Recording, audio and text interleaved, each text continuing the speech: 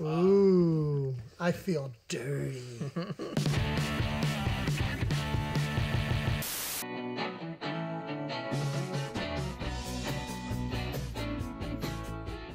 Hey, welcome back, everybody. Haven for Heroes and Cyberspace Comics with Cyberspace Steve. And we're going to be discussing a comic book we revealed in our first video, Secrets of a Comic Shop. And it's Badger 69, and we're going to talk about that right now. So, we both read this. Was this the first time you have read it? Yeah. It's the first time I remember reading it. Okay. Like, I may have read it back then, but I'm an old man. Okay, I got you. I have read Badger before. I've read all the Badgers. Not this issue. Not this issue, okay. Yeah, so I was surprised that they were doing like a clip show. It felt like a clip show. Yes. Yeah. As the second to last issue. This series ends at number 70. And they're like, let's just kind of, well, actually, that kind of makes sense sometimes. Let's rehash where we've been. Rehash everywhere we've been. Yeah. Yeah. It seemed weird because there was stuff in the present, right, and there was stuff in the clip show, but they didn't really do a good job of saying, of illustrating, okay, this is present, this is what happened. There, in more modern comics, they have really good ways, even artistically, to kind of differentiate the two. Right. Like they'll do like a different edging on the paneling, maybe a different color, maybe even use a different artist. Color's a big one they use a lot. Yeah. Or a different, I mean, I love when they do a different artist, but I rarely see that. But I know they have done it, but I love when they do that because it really definitely has a feel of being a totally different time. Right. So for me, that part was a little confusing. It's rough. It's fun. The Badger character's fun. He's a Vietnam vet who is trying to right every wrong in the world, basically, it seems like. With extreme violence. Yeah, but like, I mean, even as far as like, I think I've read one where there's somebody taking too long to count out their change. At the checkout line. He's like, this society needs to move faster than this. Like, so he's out to right every wrong. Yeah. Which is fun. It lends itself to, social commentary. Right. It's the same writer throughout the series, so he can really create a defined voice for that character. It's a fun comic. This one's not super great. I don't know how much Mike Barron's getting work anymore. But he worked quite a bit in this time period, and I read a lot of his books, and I always enjoyed them. It's not high literature. It's not there are way better Badger comics than this. This is not a great Badger comic. Yes, this is not a great Badger comic. There's a fun moment at the end where he gets in a fight with Sam Kinison. So there's some pop culture references. Arsenio Hall. They go on the Arsenio Hall show, and Sam Kinison's there, and Sam Kinison rubs him the wrong way, so they get into a brawl. We'll definitely spoiler alert on a comic from 1991. But we did reveal it. You should have went out and read this. Now, this would have been a hard find for most people. The books we're doing in the future, hopefully you'll be able to get them on you can read them online even. Or you know what? If you've got a really big library, or Chicago, New York, or something like that, they might have, some issues of this in the library. I'm trying to find that at City Hall. The artwork is really good, though. I do like Butler's artwork. Yeah, Butler's good. And I love the cover. I mean, the cover's really iconic. So, poor Sam Kinison's no longer with us anymore, gets his butt kicked by the Badger. I wonder if he ever knew that. I don't know. Good question. Yeah. But you gotta love that cover. So it really is sort of a total telling of it's from his psychologist's, kind of mostly from his psychologist's point of view. Yep. She's working at the asylum that he's at, and then you also get to meet his best friend, who's a 4th century or 6th century. The Druid Wizard. Yeah. The Druid Wizard. Yeah. And you know what? Even after reading it all, they absolutely 100% want you to believe that he is real. I still don't know. I never got a chance to talk to Mike Barron to find out if he's actually real or just a figment of Badger's mind. Oh, Ham the Wizard? Yeah, Ham the Wizard. Gotcha. So, Ham does have his own story in several ones, but you don't know if that's also in Badger's mind, where it's like he's kind of checked out and just Ham is running the show, Yeah, this is a really fun series, period. Like, this is not a great representation. No, not a good representation.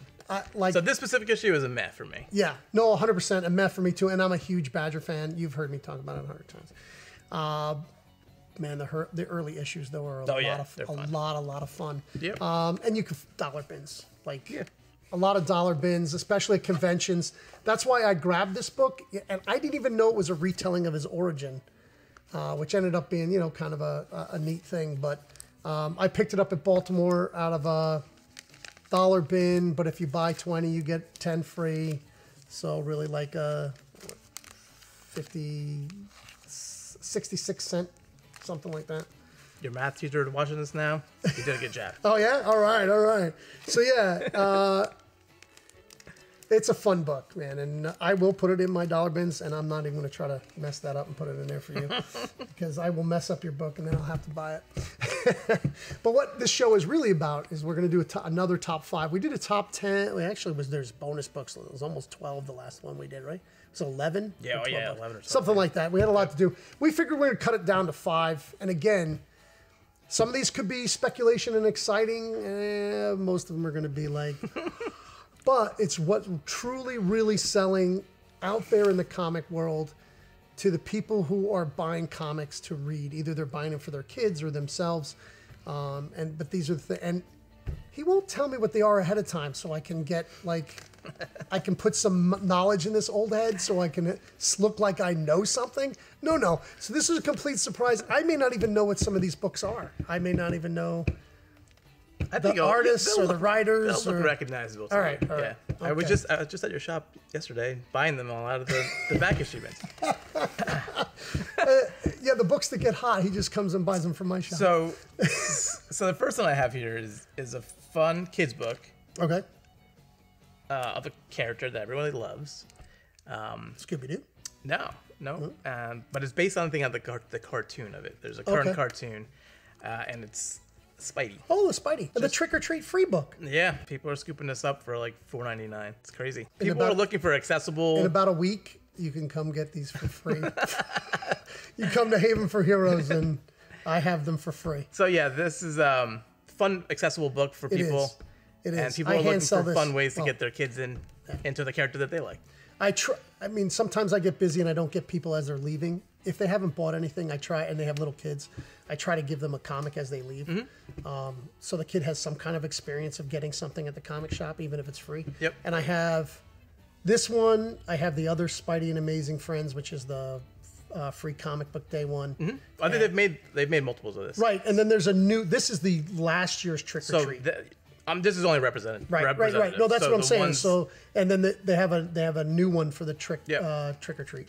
So what's that? That's selling for about $4.99. Yeah. But you're running through them. It's not a crazy money book. It's just that people like it. Yeah.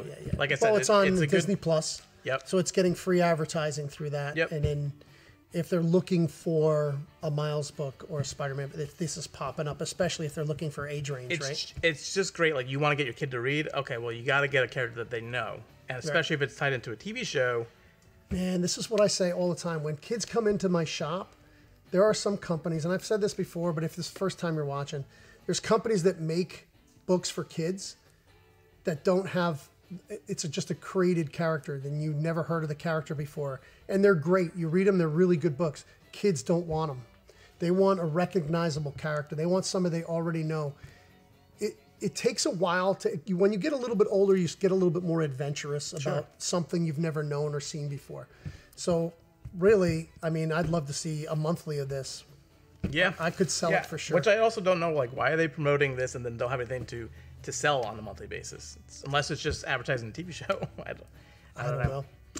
So next book is a licensed book. This one's published by IDW. The characters have been published by Malibu Turtles and DC and Marvel. They've been all over. Huh. And, Thundercats? No.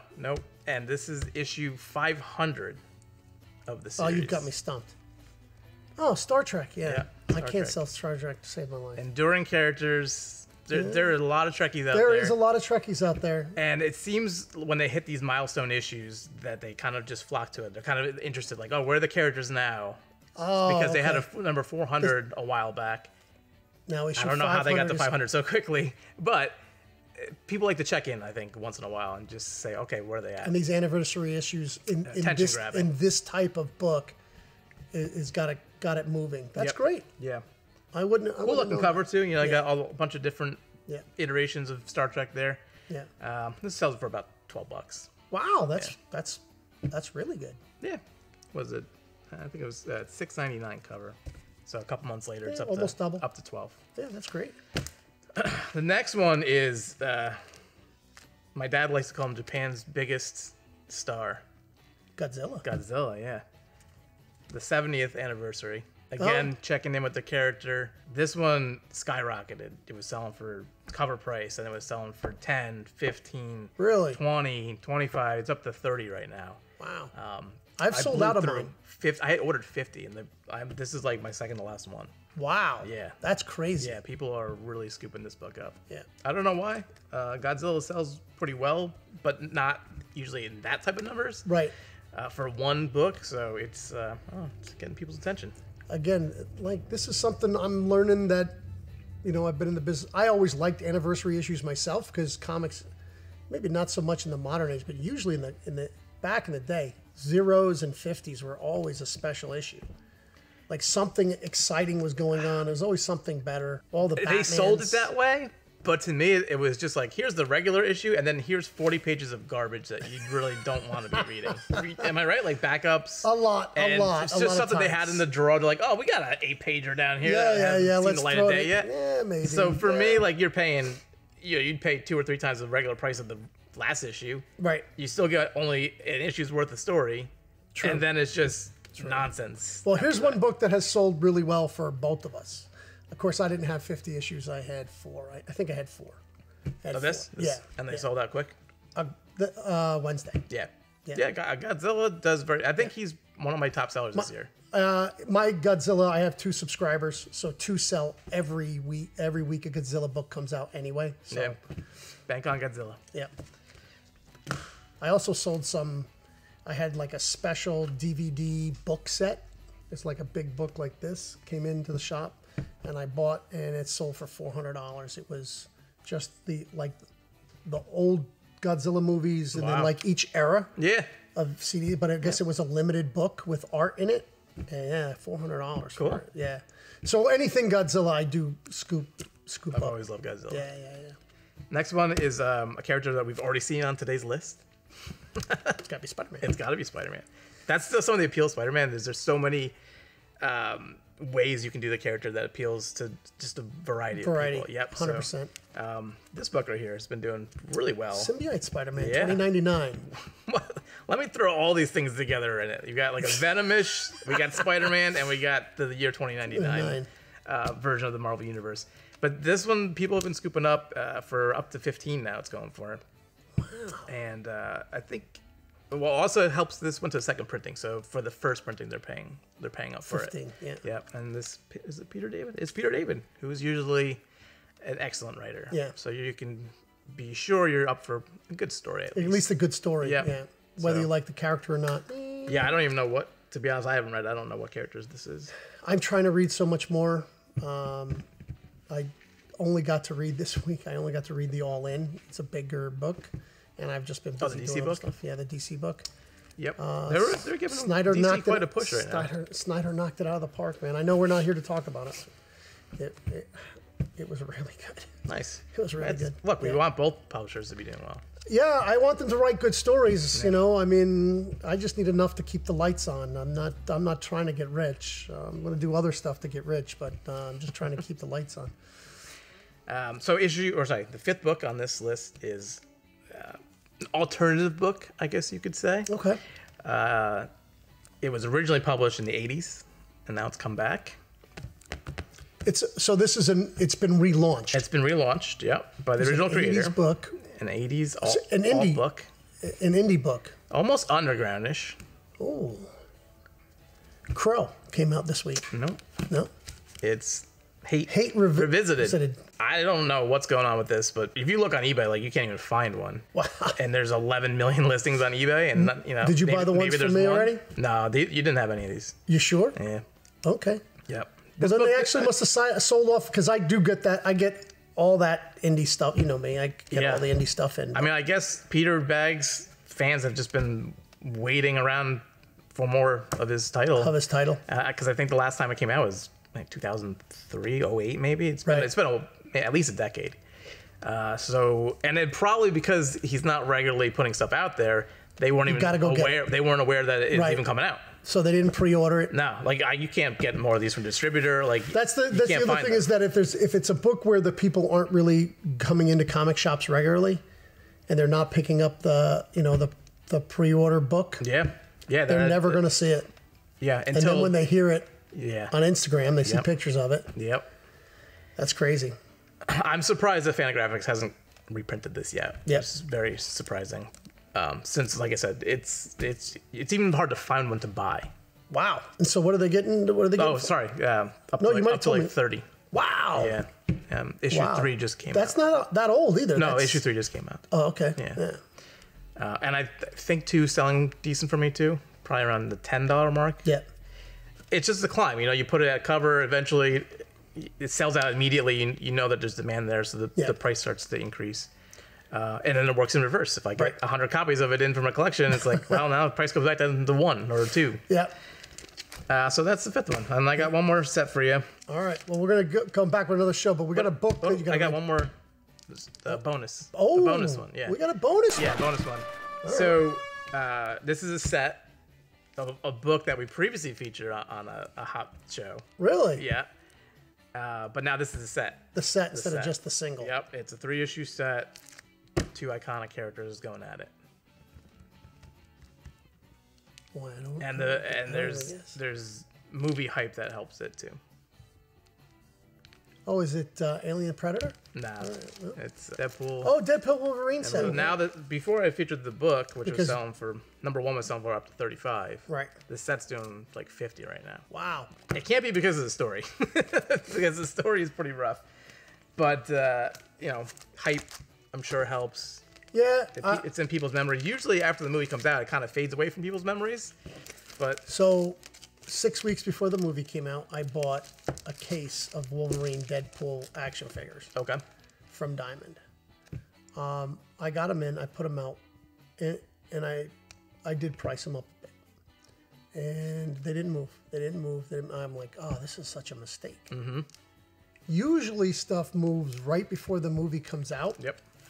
This was the opposite. This was right after the movie started showing. Mm-hmm. Those started coming off the shelves. Really? Every kid that came in there that was allowed to go see it wanted one or the other.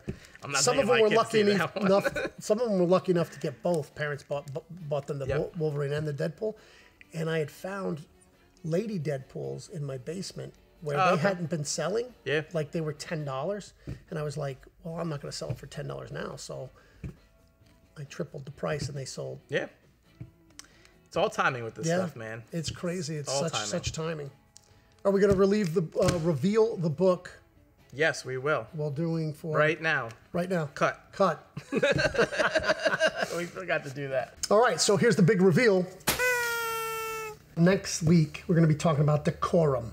Where does it even say decorum? Oh, right there, tiny. Very tiny. Zoom in there. This is a Hickman book? It's a Hickman book. He's got a very unique style.